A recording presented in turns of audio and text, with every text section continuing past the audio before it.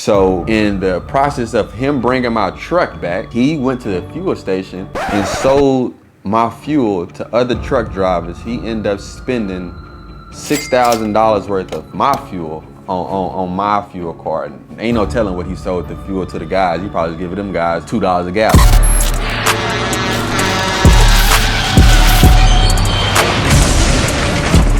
What's up, guys? We back again with another episode. Today I'm gonna show y'all the 5 things I wish I would've knew before I got into trucking. Obviously, there's many things I wish I would've knew before I got into trucking, but we can only do about 5 a video. So we're gonna try to do this segment and then try to have a few episodes after this one, show y'all some more things that I wish I would've knew before I got into trucking. So the first thing I'm gonna go with is fuel and EFS codes / com data codes. And I know a lot of you guys probably confused, don't know what that means. So when I say I wish I would have known these things before, meaning the fuel. So fuel is obviously one of your highest expenses. It's gonna be super crazy when you get into the industry. It's just gonna be your expense. You gotta think about it. It takes about anywhere from $700 to almost $1,000 to fill up a truck. That's just to fill it up one time. You gotta realize a truck, they burn gas crazy. So that little gas that you put in there is gonna go out within 1 to 2 days, maybe 3 if you got good fuel efficiency. So it's gonna go fast and it's gonna go quickly. So one thing I wish I would have known was the discounts. So getting discounts with Pilot, Flying J, you got Petro, you got all of these different major gas stations that provide discounts, different chargebacks or whatever you have to be able to save money so you don't have your company spending more money on fuel than it needs to. So that's one thing I wish I would have known, the discount side of it, because I got into it just thinking, yeah, let me get a fuel card so my driver can get fuel and I can pay later. It's sweet to be able to pay later, but it's even sweeter when you paying later and you got a better deal, right? So my thing was not knowing that, and I'm spending an extra $400 or $500 a week, or maybe $1,000 a week in discounts that I could have had that if I'd have known this before I got into the industry. And the second thing that goes along with those fuel discounts is your EFS codes and com data codes, or com data checks, however you want to call it. So when I'm saying EFS code and com data checks, they're both essentially the same thing. Just 2 different companies. EFS is its own fuel card company, com data is its own fuel card company. But they both have codes and checks that you can use, not have to use your fuel card in order to purchase things like maintenance, tows, tires, anything that you can basically get done on a truck that they would accept EFS or com data checks for payment, you can use it. So me not knowing in the beginning this thing about com data and EFS checks is that your drivers actually can have access to those checks, and they can have access to call it in and get in those checks if you're not aware and don't have the proper security guidelines set up. So with my drivers, I had an incident before. One of my drivers, he was using com data fuel cards and he was getting com data checks and using them at the gas station, just buying regular stuff, just like paying for his showers, food, and just different stuff. The guy ran up about $1,700 in charges in a course of probably over, I would say, like a month and a half. So he was getting busy. He was in there getting busy with our fuel card and using the com data checks.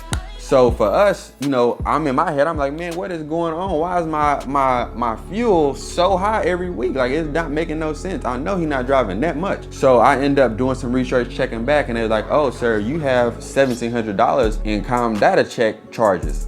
I'm like, what the hell is a com data? I'm never even, you know what I mean, what is a com data check? So I end up doing some research on it and seeing that, oh, these guys can do this, that, and the third. I end up calling my driver and, you know, getting on him about it. And he's like, oh, you know, I didn't know, I thought you was taking out on my check every week. But if I never caught that, he would have been doing that every week, every day that he was doing it. And you got to realize, $1,700 in about a month and a half, 2 months. Ain't no telling what he did in a year of me not paying attention to my business and catching on to that. So that's one thing I will, you know, definitely advise to, you know, get a lot of information on and really figure out what your niche is and what fuel card company you want to use for your company, what best suits your company, because a lot of things that, you know, drivers that's been driving 10, 20 years that know the, you know, the ways to get in and out of and be able to finesse and get money, extra money on top of their paychecks that you're already paying them. So definitely look out for those 2 things with those fuel cards and definitely be able to have your company prosper.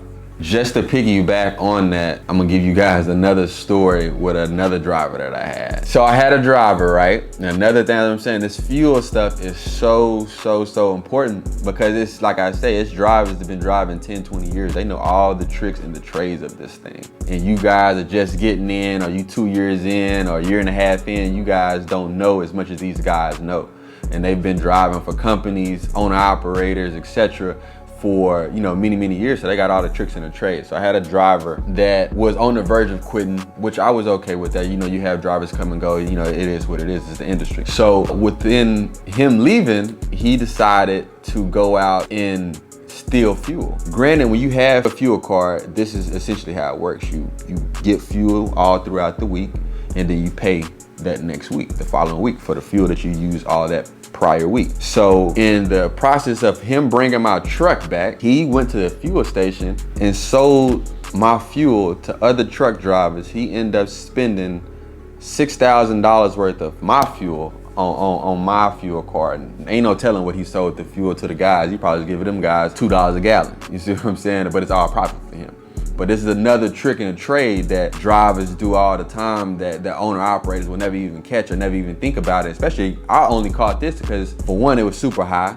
For two, the driver was quitting, so I wanted to check and make sure things was properly, right. But if you're not checking your fuel and, making sure your drivers are using the proper fuel, these guys sell gas, they steal gas, they do all type of things. So you gotta be very cognitive of who you have on your team as far as driving and what you allow them to do with those fuel cards and the access they have to be able to use those fuel cards. So that's something very important.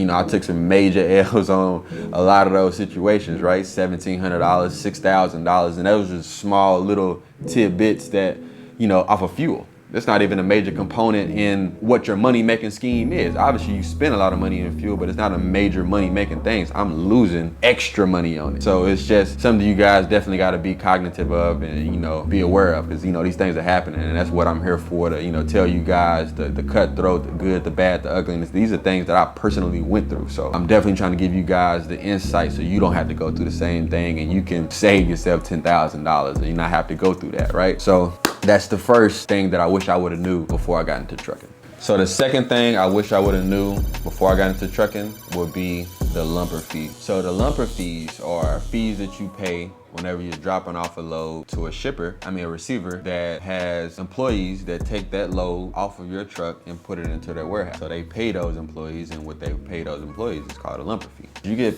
charged lumper fees. They can be anywhere from, $75 to $400, maybe $500, depending on what you're getting taken off your truck. So if you have a load that's paying $1,500 and now you have to pay a $500 lumper fee, now that load is no longer $1,500. So that rate per mile changes dramatically, right? Now you're getting paid $1,000 because you just paid $500 to get their product taken off your truck that you're delivering for them.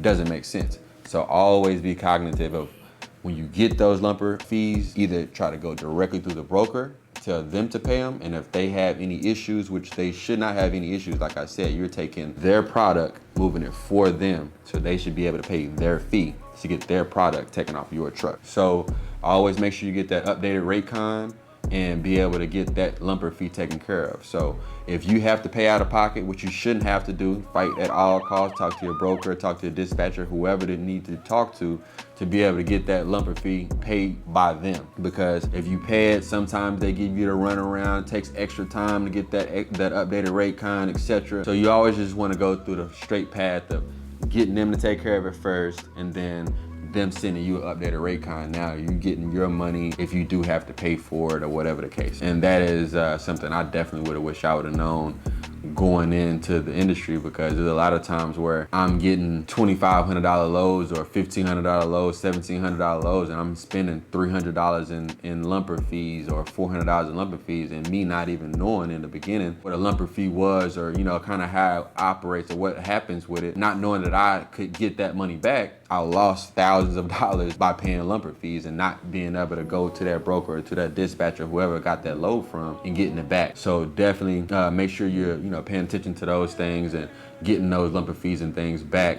on your rate con, or have them guys pay for it for you, because it'll definitely mess up your, overall what you should have made for the week, and then your overall as a company, what you'll be grossing. So definitely be, in tune to that. So the third thing that I wish I would have knew before I got into trucking would be taking advantage of the net 30 accounts. And what I mean by that is having multiple net 30 accounts to be able to service your truck, service your fleet, service your drivers, whatever you need to do to be able to get it now and pay later. It'll save you a bunch of money in the long run, because the biggest thing about the trucking industry is to be able to have your cash flow. In any industry per se, but especially in the trucking industry, you definitely want to have a lot of cash flow, because anything can happen at any time. Any maintenance issue, any money problems, claims, anything can happen at any time. So you want to have some reserves set aside so you'll be able to, make something happen if, something was to happen. So with the net 30 account, you have maintenance net 30 accounts. So I always encourage people to go get a, net 30 with Loves. So Loves is probably my biggest gem I've ever gotten. And I wish I would have known this before I got into trucking 100%. It's probably my number one thing, is getting the Loves account. And the Loves account is a Loves tires account. I know everybody think of them as fuel, etc., but they actually have a pretty decent maintenance shop and tire shop. They're connected with Speedco as well. So what we do is we go to Love. So say if I had a flat tire, or I needed to get an oil change, or I needed to, just to get some lights checked on or whatever, I can tell my driver to go into a Love's, get all the work he needs to get done, and I won't be billed for that work for the next 30 days. So that allows me to make 3 to 4 different checks before I even have to pay that one maintenance expense. So that allows you to keep cash flow, keep money in your pocket. And a lot of people don't tell you that, and that's probably a lot of the reasons why they don't make it in the industry, because you're constantly spending money on maintenance and tires and all of these different things that go into making that truck run, which comes with the industry, comes with the territory, so you gotta do it. But why not do it and be able to pay for it 30 days later? So now you got it done, and you still being able to make money, and you still being able to put money aside to cover that expense, and not having to go into your cash flow to pay that expense right then and there, and not be able to make that money back quickly as you possibly can. So I would advise everybody to go out and get net 30 accounts. Like I said, Loves is one of my favorite accounts. I'll definitely get a link in the description or something like that for you guys, so you can get signed up with them. But definitely try to get signed up with Loves. You got Truck Pro. Truck Pro is one of the biggest, and I don't get sponsored by any of these guys. So these are the personal vendors I use with net 30 accounts that allow me to keep my trucking company going and keep my trucks moving without having to spend so much of my cash flow weekly. So Truck Pro is another good one. They do a lot of truck parts and accessories, anything that you need. They do from the engine to on down, any type of part you need, pretty much Truck Pro will have it. You can get that part ordered. Say if you are in a maintenance situation and they say, hey, I can get this part for you, but it's X amount of dollars. Say that X amount of dollars is $3,000, which is, some parts $3,000. That's kind of how I go. Say this $3,000 part that you can get while you're getting your maintenance done at a shop, but you don't really have $3,000 in your pocket right now. You can go to Truck Pro with your net 30 account, order that same part for free, not for free, but you'll be able to pay for it in 30 days. So it's free for right now. So you can get that part, $3,000, take it to that mechanic, have him put it on there. Should be warranty because it came directly from Truck Pro. It's brand new, and have those guys put that on your truck. Now you $3,000 in the good, you can make that back within 4 weeks and be able to pay that off. Now you don't have to come out of pocket $3,000 right then and there, and you can keep your truck moving. So that's just the pros of being able to get net 30 accounts and have those accounts to be able to keep your truck running, because it's going to be a lot of times and a lot of situations where you have your truck go down, it's in the middle of nowhere, or anything can go on, and you want to have those net 30 accounts, because those things can get very, very costly, and you want to be able to have some type of vendor or company that allows you to pay them after you get service done, so you can be able to continue to keep your cash flow going. And that would be one of the biggest things I would say that I wish I would have knew before I got into trucking, because that will kill your company not being able to have people in your corner, as far as vendors, companies, whatever, that allow you to pay later rather than now, so you can keep your truck moving, keep your company going. So the fourth thing I wish I would have known before I got into trucking would be the importance of having payroll set up. So when I first got into the industry, I ain't gonna lie to you, I'm on a piece of paper writing down the payroll, cash apping my drivers, keeping it simple just like that, But once you get a little bit involved and you get a little bit more mature, you understand that it's not gonna cut it, especially in this industry where you got all these different fees, all these different transactions, all these different things that you gotta keep track of, especially for tax reasons at the end of the year. You just gotta have a better payroll system. So I would say the importance for me is being able to have QuickBooks and anything of that nature to be able to keep track of your payroll, your expenses, all of the things that you encounter doing this industry and then handling your business. For me, in the beginning, it was like I said, it was a lot crazy. I think my first year doing taxes took us probably about 4 months to get the taxes done, just because I had to go all the way back. What was this transaction for? And a lot of guys don't understand the importance of a business account, right? And understanding everything that goes through that business account is documented, it's tracked. You gotta say you spent this $100 on this $200 on this. Don't let it be over $10,000. You gotta say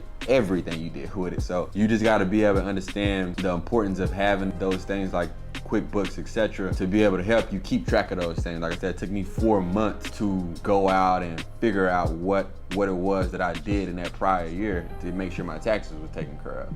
So you definitely want to have something that, a CPA or whoever you trust with their finances to be able to help you keep everything in order. Because if it's not in order, it's gonna get very chaotic, especially at the end of the year. Your CPA or whoever did your taxes is gonna kill you. She's gonna be mad, he or she's gonna be pissed. So you got all your books looking a mess, she's gonna be pissed. He or she, I keep saying she because my CPA is a she. She was definitely pissed at me, still pissed at me. I'm still learning, still developing, still getting better at these books. It's like I say, it's a forever learning process, but you definitely want to start early. As soon as you get in, get QuickBooks. Soon as you get in, get CPA. Soon as you get in, get somebody to look over and manage your finances immediately, because it'll just save you much more time at the end of the year when you're trying to do your taxes, etc. And knowing that you're secure and not having to go back and think, oh dang, what did I do with this $2,000? Where did I really put this? Why did I take this out of my account? You don't remember a whole year later, man. I'm telling you right now, it's gonna take you 4 or 5 months to remember all that stuff. So definitely wish I would have known that in the beginning to get my finances and everything in order before trying to jump out in the field and get a truck, get a driver, and just have that ownership feeling, not knowing the nuances and the business side of the back end, and getting all of that stuff taken care of. So now we're definitely on point with that, getting better, like I said, and growing with it. But that's definitely something I will encourage you guys to try to do before you even get going. Get your business account set up, get everything set up to where you are understanding, all right, I got X amount of expenses, X amount of money's coming in, etc. You got to know everything. The last and final thing, not the final thing for the whole edition of the things I wish I would have known before I got into trucking, but the final thing for this video, probably one of the more important ones as well, but it would be to get your CDL, man. If you want to be in this trucking industry, get your CDL. You're gonna have to do it. You're going to have to do it. I don't care what these bigger guys, these guys who, know it all or whatever the case may be, or bigger companies or whatever, you go and get the CDL. Go and get the CDL. Reason being, what happens if your driver but quits and leaves your truck in the middle of nowhere? You're gonna have to find a driver to go get it, fly him out there, and then have him come back, pay him and do all that, when you could have just went, caught you a little flight and went to go get it yourself. It's not easy finding a driver to go do what you need him to do. And on top of that, you're gonna have to pay him to go do it. So you saving yourself money, and you being able to make sure that your trucks are always gonna be in good care, because you can go and grab your truck whenever you want to. Say if your driver gets sick or something like that and you got a load that needs to be dropped and you can't get it dropped, well, if you got your CDL, you can go drop it yourself.